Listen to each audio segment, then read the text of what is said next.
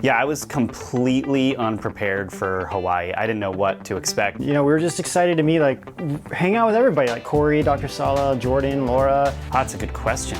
It was kind of nerve-wracking, honestly. We really elevate ourselves and strive to become better as humans.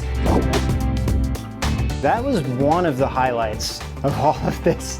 That there is absolutely something different and special about dolphins, and it doesn't just have to do with intelligence, it has to do with some kind of emotional intelligence that they have. Was interacting with the dolphins.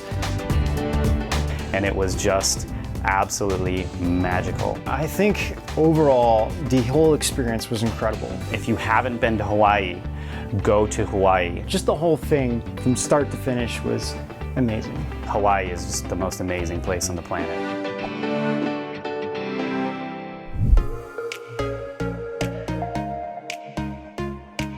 We really didn't know. I mean, we were just excited to be there. You know, we were just so happy that we got invited, and you know, we were just excited to meet, hang out with everybody, like Corey, Dr. Salla, Jordan, Laura. We met Elizabeth Wilcock for the first time while we were there. So honestly, and then meeting Joe Notion was just incredible experience. The whole thing was just awesome. We didn't really have any expectations. We were just like, it's just awesome. We get to go to Hawaii and then connect with so many fans. Yeah, I was completely unprepared for Hawaii. I didn't know what to expect. I didn't know what swimming in the Dolphins was going to be like. We had never really been invited to speak at a big conference. We'd never presented in front of a bunch of people before. So it was kind of nerve-wracking, honestly. Because most of the tickets already sold out when we got there. Fan of ours, we were just like, wow, this is so amazing, you know, interacting with everybody and meeting everybody. So just the whole thing from start to finish was amazing. The only thing I kind of had going for me is that I have been to Hawaii a couple of times before, and I just knew Hawaii is just the most amazing place on the planet. What was there I was ready for, and it was just such an amazing place. So that kind of really kept me optimistic about everything that was going to happen in Hawaii. Yeah. Oh, yeah.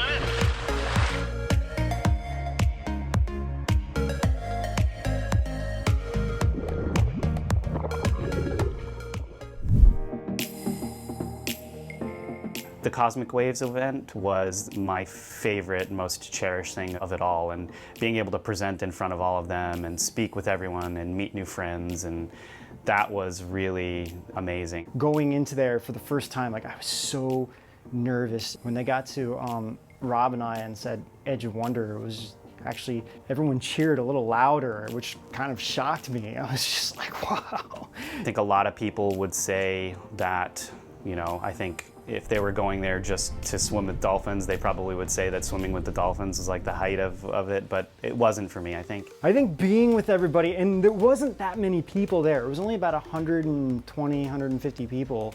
So we really got to have really personal conversations with people. That was something I really cherished more than anything else. Connecting with all of the people there, all of the different people that had come from all around the world to be, I will always associate Hawaii with, especially the Big Island with now.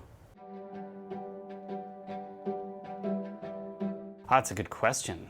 I think Dr. Michael Salla left the deepest impression on me. The speaker I was most kind of taken off guard by was Elizabeth Wilcock. Just went so well with our talk and then what Corey was talking about, and it kind of it brought everything together. And I think the thing that he hit on the most with myself is really how we're all connected to the universe, how everything that happens in the universe affects changes in our own bodies and affects changes in our own reality and in our world. I've been around for a while, not that it wasn't amazing, but Elizabeth Wilcock's own experience was just so moving, such a personal journey that I think anyone could really find ways that it mirrored their own lives and could help them improve their own lives. So I was really taken by Elizabeth Wilcock's.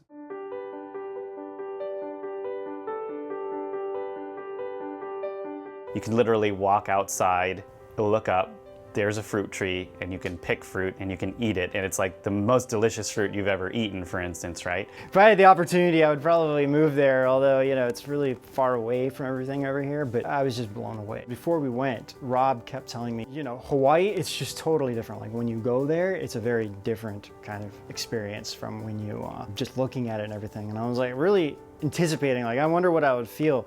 After being there, I fell in love with it, really.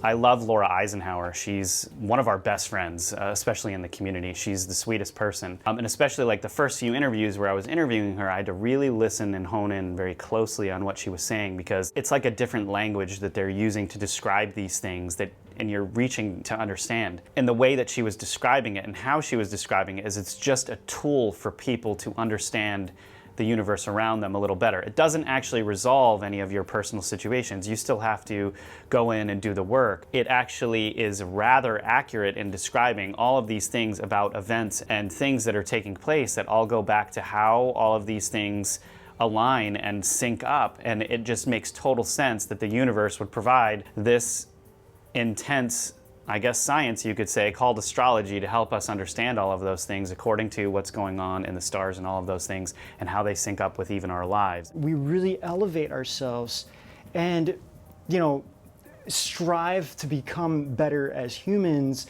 and actually reach for more of like a spirituality and for ourselves becoming more spiritual.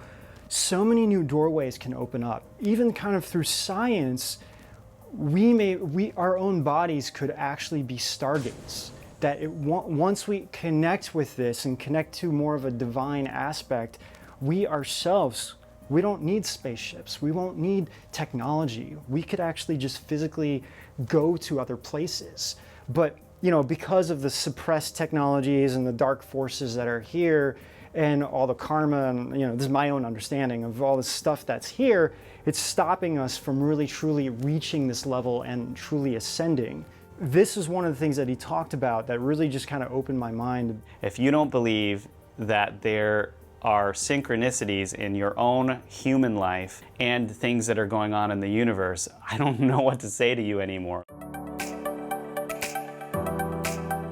We were actually speaking at this event. This one was really unique in that in Hawaii, everything kind of slows down and you can actually worked time into the event where you could communicate with other people and stuff like that. So I think coming into this now, it's like, well, these people are recognizing us now as just kind of like one of their peers in a way. You know, everything kind of happened very quickly and we're just still getting used to this. And but honestly, I can't really wait to interact with our fans at these next events. You know, I grew up right next to the water, and the ocean is always, even the sound of the ocean is something very calming for me. The holy grail of being surrounded by ocean, it was an amazing experience, but I think it was a much different conference than I think people would expect. I think most people expect to just be in a room the entire time and it's stuffy and you're listening to people talk and stuff like that, but this really wasn't like that.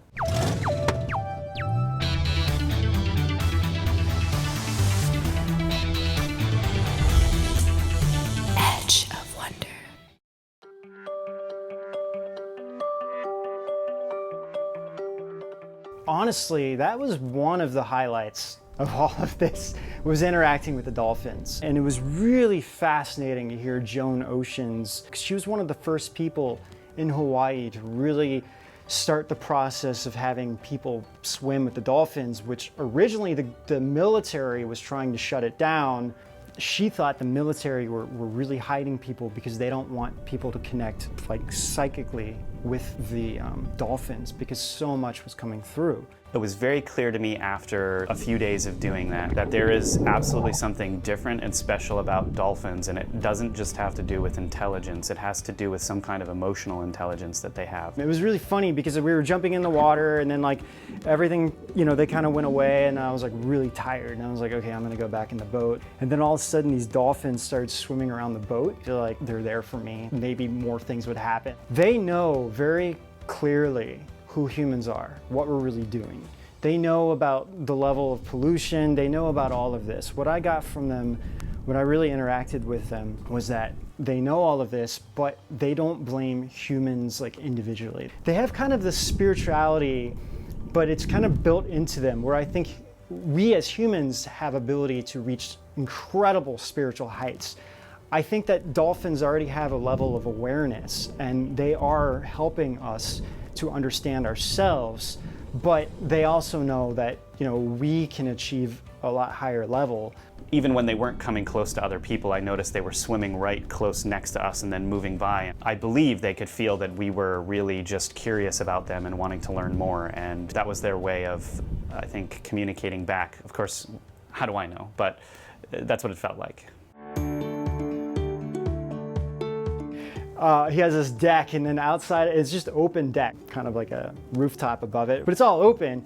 And he has his computer and everything outside his deck, and he's like, yeah, this is my office. And I was like, your office is outside? And he's like, you know, you see the ocean, and it has this like beautiful view. I was like, man, this is like the best office I've ever seen. You know, I don't know much about Hawaii's culture and much about really the situation with Hawaii before we really came.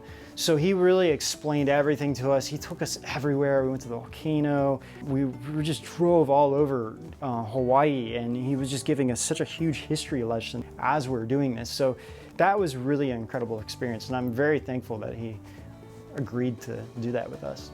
Michael is such a great guy. There's a lot of stuff that I didn't know about him. You know, he's actually a surfer, and him having the love of Hawaii and then bringing us around to tell that story, I think it made me feel really even closer to Hawaii than I already felt.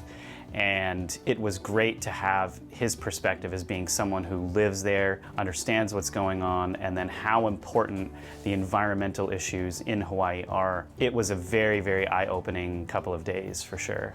When Dr. Salla was taking us around, there were multiple things with the volcano that I didn't know. Well, one, I mean, he's covered this a lot in the video that we produced, where it really is, it seems that there is a lot of activity in that area, deep state activity in that area, and they are very curious, it seems, about that volcano, and they're doing things over there. And the sunset is different in Hawaii than anywhere I've ever experienced, and I don't know how or why, or if that's even true. Maybe it's because you can see so much. No camera can really pick up the size of the sun as it's going down on the horizon in Hawaii, and it was just absolutely magical. We were on the Big Island, so realistically it's not that big.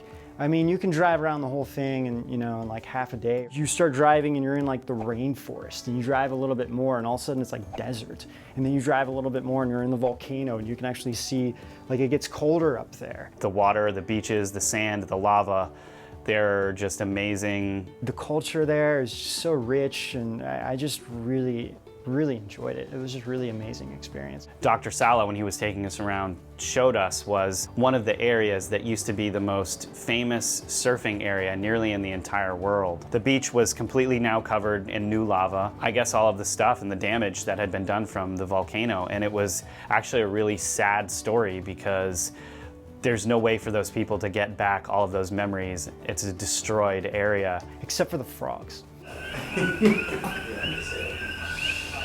You know, everyone kept like saying in the video, like, what are these, like, why are you guys adding this like soundtrack? And I was like, no, that's the frogs. They're everywhere. You know, I honestly, between the Dolphin and hanging out with everybody, it was just an incredible experience, and I really can't wait to get back to Hawaii, and hopefully we'll go back soon. If you haven't been to Hawaii, go to Hawaii. I think Dr. Salla is right in saying that Hawaii is like the heart chakra of the entire planet. There's something special going on there. There is an energy there. And I think all of that was present through this Cosmic Waves event, where everyone was very much sharing very openly with their hearts and the spirit of the event. Really, it couldn't have happened in any other place than Hawaii. I am completely convinced of that. Some of the people who went there to the Cosmic Wave event actually end up moving to Hawaii because they fell in love with it so much. It was really super fun. That was probably, definitely the funniest thing that happened while we were in Hawaii, absolutely. You guys ready for this? Wait! Gimbal. Off-roading in Hawaii. We were actually trying to get to the green sand beach, and we realized the only way to get there was to actually go off-roading. So we got a Jeep, and Dan was terrified. He couldn't drive anymore because he was just freaked out. How fast do you want to take this hill, Dan? Not fast at all. Cameraman's Dan freaking out. There's always that guy in the car that's like, no! past this certain point. Like, it looked too dangerous to him, and he was like really scared. And I've never seen Dan scared before. Blast. Where the heck are we right now? So listening to Dan in the back seat while I was basically hitting like bumps at like 20, 25 miles an hour on this rugged terrain was like definitely one of the highlights of my entire trip. Ready? What the heck? That was for you, Dan. Thanks. But you couldn't get to that area without doing this off-roading. So it was, that was just a lot of fun. We just had fun with that. See you guys out on the edge. I think it's actually way bumpier in the back than it is in the front, dude. that is a good point. It's like 10 times worse for them back there. Well, Rob. It's like a